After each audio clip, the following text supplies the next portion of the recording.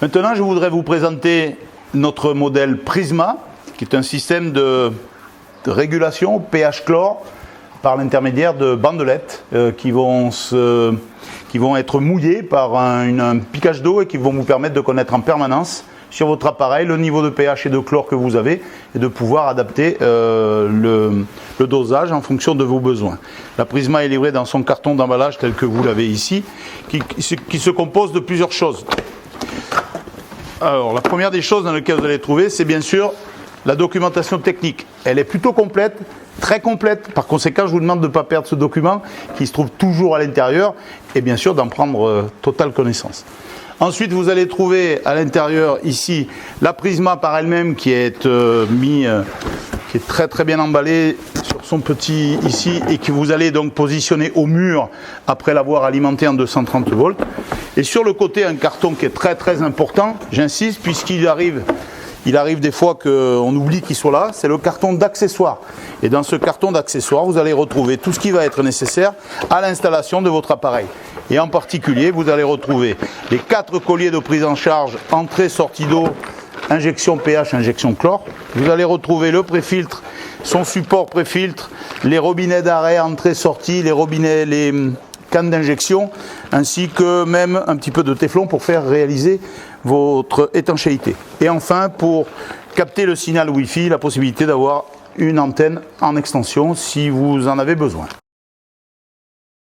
Une fois que votre Prisma est installée et positionnée au mur, elle est alimentée en 230 volts asservie par l'intermédiaire d'un différentiel 30 milli.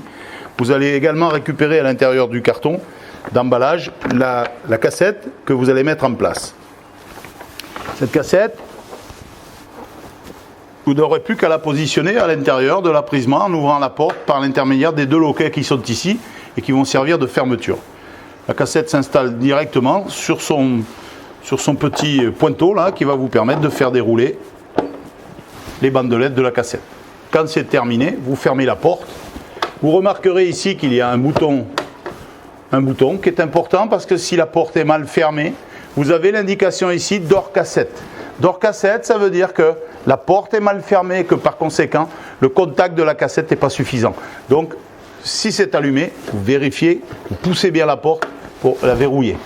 De la même façon, ici, vous avez un voyant qui indique cassette end et qui veut bien dire que lorsque la cassette à l'intérieur est vide,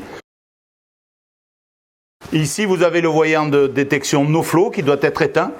S'il est allumé, c'est une sécurité qui veut dire que vous n'avez pas d'eau qui arrive dans votre Prisma. Et donc, il y a quelque chose qui ne permettra pas l'analyse correcte de votre pH et de votre chlore. Ici, le voyant d'alimentation qui est toujours alimenté en vert, c'est le voyant de 230 volts. Ici, vous avez le voyant de mode de gestion du nombre d'analyses, 1, 2 ou 3 analyses par jour. N'oubliez jamais que lorsque la Prisma est arrêtée pour une raison ou pour une autre, vous avez arrêté la filtration pour faire un contour lavage, vous avez des coupures électriques, vous avez des micro-coupures électriques, chaque fois que la Prisma s'éteint et se rallume, obligatoirement elle fait une analyse complémentaire à ce que vous avez mémorisé parce qu'elle veut savoir où elle en est par rapport au fait qu'elle ait été arrêtée. Donc faites attention à ce principe, la Prisma doit rester alimentée 24 heures sur 24. Et enfin ici vous avez un bouton qui va vous permettre dès l'installation de la cassette de lancer un test de manière à avoir déjà une première analyse. Lorsque votre Prisma est installée au mur, qu'elle est alimentée, que les raccords sont faits, il va falloir maintenant vous interconnecter avec une application que vous allez récupérer sur votre Apple Store, que ce soit Android ou iPhone, et qui s'appelle iPrisma. iPrisma. Cette application va vous permettre ensuite de pouvoir programmer la Prisma à être utilisée en fonction du bassin sur lequel elle a été installée. La première des choses à faire, ça va être d'aller dans votre téléphone pour récupérer une interconnexion Wi-Fi. En effet, à l'intérieur de la Prisma, il y a une connexion Wi-Fi propre à la Prisma que vous allez récupérer sur votre téléphone dans un rayon de 2, 3, 4, 5 mètres, 10 mètres peut-être, ça va dépendre un petit peu des conditions. Vous voyez tout de suite ici que j'ai une connexion Wi-Fi qui s'est faite entre mon téléphone et PRZ 11443. C'est le numéro de la Prisma que vous retrouvez ici. Alors, je vais aller m'interconnecter avec ce Wi-Fi. Le mot de passe qu'on me demande, ça va être 100 1 0 0 et les 5 chiffres qui sont indiqués sous la connexion Wi-Fi. Donc je fais 100 et 11 443 et je me connecte. Elle va s'interconnecter avec votre téléphone.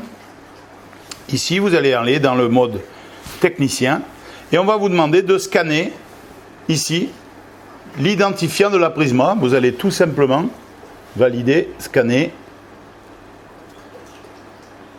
Voilà. Et vous allez scanner l'identifiant de la Prisma. Voilà. C'est automatique. Et quand c'est fait, vous allez taper le code technique que votre commercial vous remettra. Une fois que vous avez tapé votre code technicien que votre commercial vous a remis, vous allez accéder aux différents menus de l'application. En particulier, le plus important, et sans doute les deux plus importants, c'est la présentation du pH et du chlore ici, avec en particulier la possibilité ici, vous le voyez, de modifier le point de consigne que vous souhaitez atteindre dans la piscine, que ce soit d'un point de vue du pH ou d'un point de vue du chlore. Ici, étant affichée la valeur mesurée de la dernière analyse qui a eu lieu au moment où vous avez lancé le test now. Au niveau des pH, du débit des deux pompes pH et chlore qui sont sur le côté de l'appareil, vous ne modifiez pas la valeur de 2. Une fois que c'est fait, vous appuyez sur appliquer les modifications pour que ce soit mémorisé.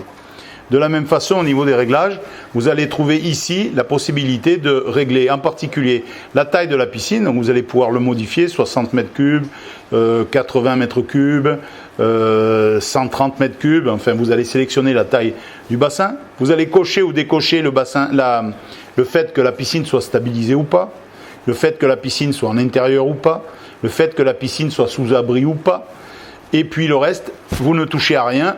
Simplement ici, venir modifier les valeurs que vous avez affichées éventuellement en façade, mais que vous pouvez reprendre ici, c'est-à-dire modifier les réglages et donc avoir 2 analyses par jour au lieu de 3 ou de 1, etc. Une fois que vous avez fait ça, vous allez appliquer les modifications et là, on va vous dire que vous allez lancer un test. Ce qui est en train de se faire, c'est ce que vous constatez ici. Un test vient d'être lancé, on est bien passé à 2 analyses par jour et tout se fait. À partir de là, vous n'aurez plus qu'à faire éventuellement, vous voyez, un test ici qui est en train d'être lancé et modifier ici la valeur du nombre de tests journaliers. Quand la cassette sera vide, elle vous indiquera ici le nombre de tests, bandelettes qui ont été utilisées et celles qui restent à utiliser avant d'avoir à changer la cassette. Voilà. Bien sûr, pour de plus amples renseignements, vous prendrez contact avec votre commercial secteur qui est à même de vous expliquer tous les fonctionnements de cette application.